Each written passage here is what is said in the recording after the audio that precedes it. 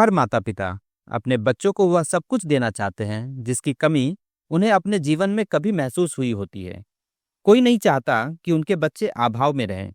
ये एक ऐसी घटना है जिसमें एक संपन्न परिवार ने अपनी प्यारी बेटी को खोया और इस घटना को अंजाम दिया उसके खुद के सबसे करीबी ने। तो चलिए जानते हैं पूरी स्टोरी को इस वीडियो के माध्यम से। नमस्कार, मैं पंकज, आप सभी का मेरे इस यूट्यूब चैनल पर स्वागत है। 25 साल की एक लड़की राधिका यादव गुरुग्राम के पौस इलाके सुशांत लोक सेक्टर 57 में अपनी मां मंजू यादव, पिता दीपक यादव और छोटे भाई धीरज यादव के साथ रहती थी। परिवार पूरी तरह से संपन्न था, किसी भी तरह की आर्थिक तंगी नहीं थी। पिता दीपक यादव पहले एक बैंक में कार्यरत थे, लेकिन बाद में रियल एस्टेट के कारोबार में आ गए।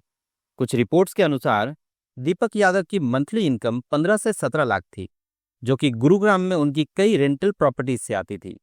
उनके पास एक लग्जरी फार्म हाउस भी था और अपने पैतृक गांव वजीराबाद में वह एक संपन्न जमींदार माने जाते थे। छोटा भाई धीरज यादव भी पिता के नक्शे कदम पर चलते हुए प्रॉपर्टी डीलर बन गया था। ऐसे संपन्न परिवार में बच्चों को हर सुविधा और खुशी देने की पूरी कोशिश की जाती है। राधिका यादव गुरुग्राम के स्कॉटिश हाई इंटरनेशनल स्कूल में पढ़ती थी, जो एक महंगा और प्रतिष्ठित स्कूल है। इसकी मासिक फीस एक मध्यवर्गीय परिवार की पूरी महीने की आमदनी के बराबर होती है। पढ़ाई के साथ साथ राधिका खेलों में भी बहुत अच्छी थी। यह बात इस तथ्य से समझी जा सकती है कि उन्होंने तीसरी कक्षा में ही टेनिस खेलना शुरू कर दिया था। वह उम्र जब उनकी लंबाई शायद टेनिस नेट से भी कम थी। कहते हैं ना, जब कोई चीज को पूरी ईमानदारी से चाहा जाए और उसमें मेहनत किया जाए तो नतीजा खुद ब खुद आने लगता है। राधिका के खेल के प्रति बढ़ते रुझान को देखकर उनके माता पिता ने तन मन धन से सहयोग किया। रिपोर्ट्स के अनुसार पिता दीपक यादव ने राधिका के करियर में करोड़ों रुपए का निवेश किया था, जिसमें अंतर्राष्ट्रीय स्तर की ट्रेनिंग भी शामिल थी। घर से मिले समर्थन के कारण राधिका पढ़ाई के साथ साथ टेनिस की भी कठिन ट्रेनिंग पूरी लगन के साथ करती थी। उन्होंने कभी अपने घर वालों को निराश नहीं किया। धीरे धीरे देश और विदेश दोनों जगह राधिका का नाम चमकने लगा।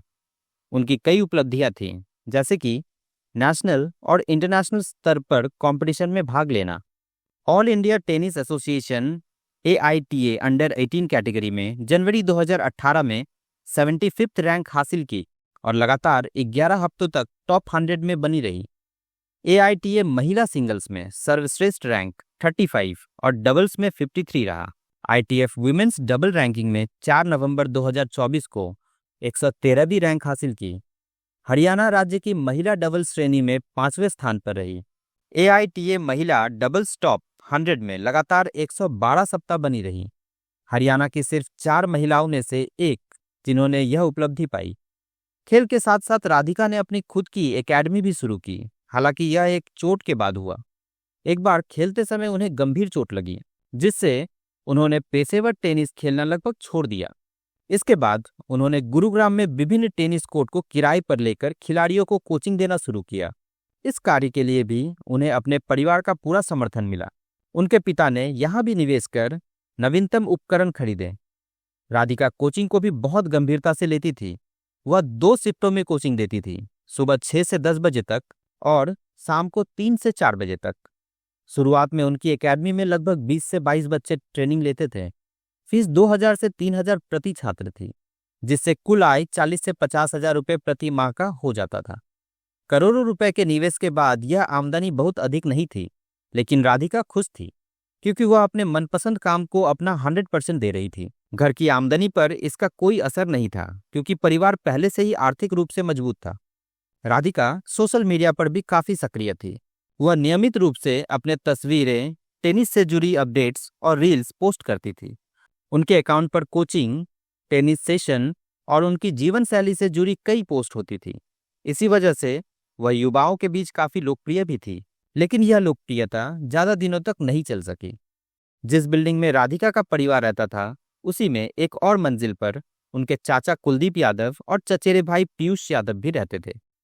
रिपोर्ट्स के अनुसार 10 जुलाई को कुलदीप यादव और पीयूष ने दीपक यादव के घर से गोली चलने की आवाज सुनी। दोनों तुरंत वहां पहुंचे तो देखा कि राधिका खून से लथपथ जमीन पर बेहोश पड़ी हुई है। बिना देर किए उसे अस्पताल ले जाया गया, लेकिन तब तक बहुत देर हो चुकी थी। उसे 4 गोलियां लगी थी, 3 पीठ में और एक कंधे पर। पुलिस जांच के बाद राधिका के पिता दीपक यादव को गिरफ्तार कर लिया गया। जो सामने आया उसने सब कुछ स्तब्ध कर दिया। गोली खुद पिता दीपक यादव ने चलाई थी। शुरुआती रिपोर्ट्स में दावा किया गया कि पिता इंस्टाग्राम रील्स और सोशल मीडिया गतिविधियों से नाराज थे, लेकिन बाद में पुलिस ने स्पष्ट किया कि हत्या का कारण रील्स नहीं थी, बल्कि कोचिंग से कमाई और पारिवारिक तनाव था। घटना कुछ यूं घटी। सुबह करीब 10:30 से 12 बजे के बीच राधिका रसोई में खाना बना रही थी।